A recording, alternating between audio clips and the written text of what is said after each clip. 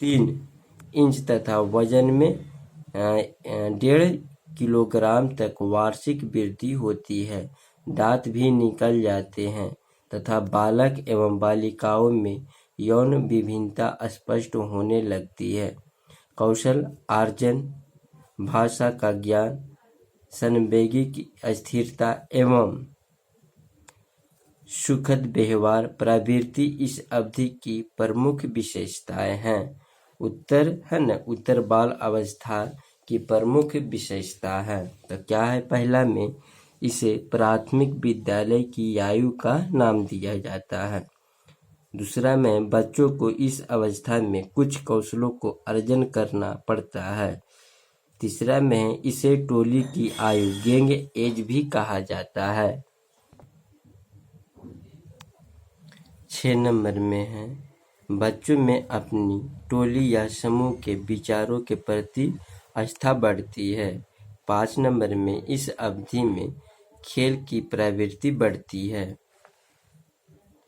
उसके बाद आते उत्तर बाल अवस्था के विकासनात्मक संकेत, है ना। तो क्या क्या है उत्तर बाल अवस्था में सीखे जाने वाले प्रमुख संकेत क्या है? तो पहला जो हो जाता है समान खेलकूद हेतु आवश्यक शारीरिक कौशल सीखना। दूसरा में भौतिक एवं सामाजिक वास्तविकताओं को अपने ज्ञान को संगठित करना। तीसरा में क्या है मित्रों साहित्यिक के साथ ठीक से कार्य करना या सीखना। चौथा में स्वतंत्र या आत्मनिर्भर व्यक्ति बनना। 5 नंबर में है स्वयं के प्रति बढ़ते हुए प्राणी के रूप में समग्र अभिवृत्ति निर्मित करना। 6 नंबर में अपनी आयु के लोग के साथ अपेक्षिक रूप में रहना या सीखना। 7 में है उचित यौन भूमिका का अधिगम। 8 नंबर में है लिखने पढ़ने एवं गुण भागा करने का कौशल विकसित करना। 9 नंबर में दैनिक जीवन के लिए उपयोगी संप्रदायों का विकसित करना। 10 नंबर में अंतःकरण नैतिकता एवं मूल्यों को विकसित करना। 11 में सामाजिक समूह एवं संस्थानों के प्रति मनोवृत्ति विकसित करना।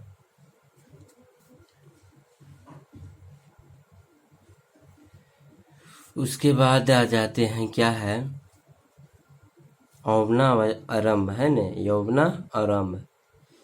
तो कहता है इसे पूर्व किशोरा अवस्था भी कहा जाता है। इसका प्रसार 12 से 13, है न, 12 से 13 या 14 वर्ष माना जाता है। इस अवधि में बालक तथा बालिकाओं में लैंगिक लक्षण स्पष्ट हो जाते हैं तथा परिवर्तन तीव्र गति से होता है। व्यक्ति के जीवन में चपलता, कौतूहल तथा स्थिरता बढ़ जाती है। बच्चों में नकारात्मक प्रवृत्ति बढ़ जाती है तथा गौण लैंगिक लक्षण भी प्रदर्शित होने लगते हैं। इसका प्रमुख विशेषता इस अवधि में, है ना। तो पहला जो है यह विशिष्ट परिवर्तनों की अवधि है। दूसरा है यह अध्यक्षक की अवधि है क्योंकि इसमें बाल अवस्था के अंत के कुछ वर्ष और किशोरावस्था प्रारंभ के कुछ वर्ष सम्मिलित है।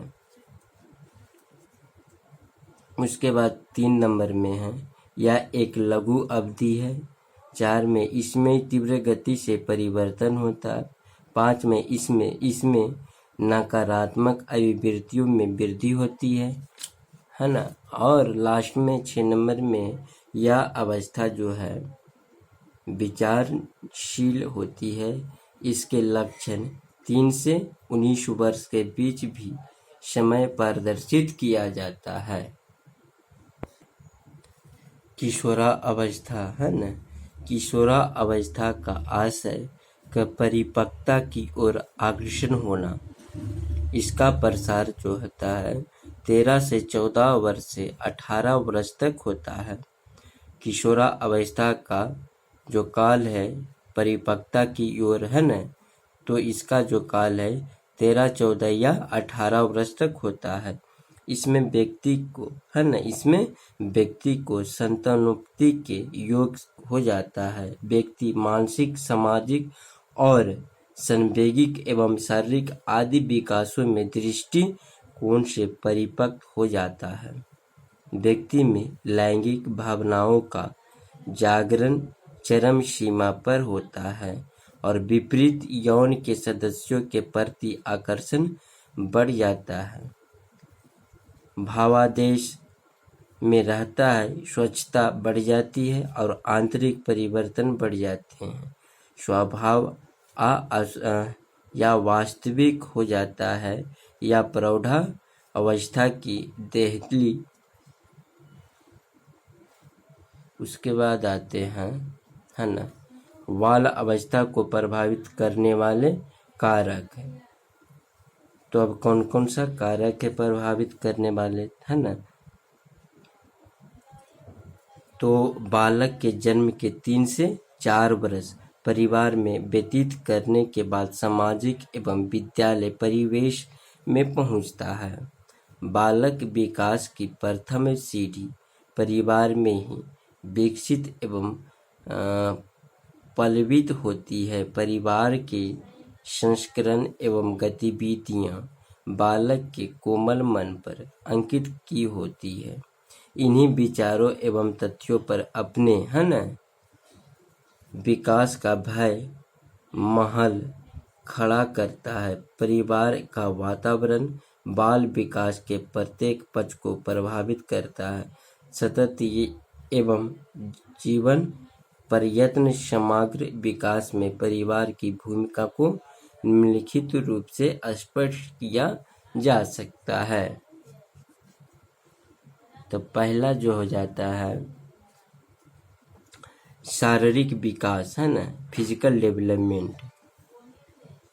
तो जिन परिवारों में रहन सहन का स्तर उच्च होता है, स्वाभाविक रूप से उन परिवारों में बालकों की पौष्टिक आहार प्राप्त होता है और संतुलित भोजन में कभी कभी आवश्यक तत्व होते हैं जो कि एक बालक विकास के लिए आवश्यक समझे जाते हैं।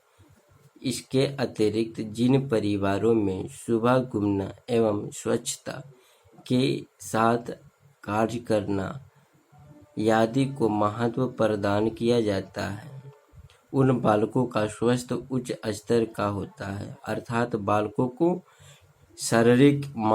शारीरिक जो है विकास की निर्भरता परिवार की पृष्ठभूमि पर निर्भर करती है। दूसरा में क्या है, दूसरा में है मानसिक विकास, मेंटल डेवलपमेंट, तो पारिवारिक पृष्ठभूमि का बालक के मानसिक विकास पर भी प्रभाव पड़ता है। जिन परिवारों में व्यक्तियों के सोच श्रेष्ठ होती है तथा बालकों को पोषक तत्वों से युक्त भोजन प्रदान किया जाता है, बालकों के उचित आहार एवं विश्राम का ध्यान रखा जाता है, उन परिवारों में बालकों का मानसिक विकास उच्च स्तरीय होता है। इसके विपरीत स्थिति में बालकों का मानसिक विकास संतुलित रूप में नहीं होता है। संवेदनात्मक विकास क्या है ना, 3 नंबर में इमोशनल डेवलपमेंट।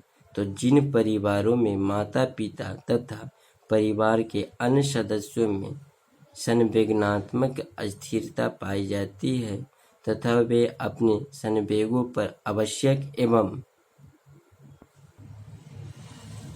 परिस्थिति के अनुसार नियंत्रण भी कर सकते हैं, उन परिवारों के बालकों का संवेदनात्मक विकास का संतुलित होता है, क्योंकि बालकों में अनुकरण की प्रवृत्ति पाई जाती है।